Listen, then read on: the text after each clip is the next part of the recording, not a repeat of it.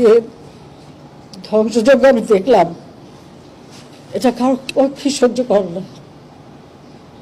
আমরা অনেক রক্ত দিয়ে স্বাধীনতা নিচ্ছি, দেশটাকে গড়ে তুলব, এদেশের মানুষ বিশ্বের দরবারে মাথা উঁচু করে চলবে। আর আজকে সেখানে কি হলো? আজকে সেই সম্মানটা ধুলায় মিটিয়ে দিল, নিজেরা ক্ষতিকার হলো।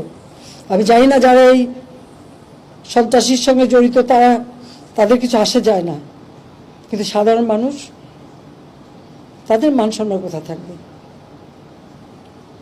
আরো দুঃখের বিষয় হলো, লন্ডন থেকে নির্দেশ যায় যেখানে যেখানে বাঙালি আছে সেখানে সেখানে আন্দোলন করতে হবে। আর এই আন্দোলন করতে যে তাদের অবস্থাটা কি? লন্ডনে আমাদের আওয়ামী লীগের উপর হামলা করলো, সেখানে পুলিশ এসে ওই বিএনপির 3 নেতাকে গ্রেপ্তার করেছে। ইউএইতে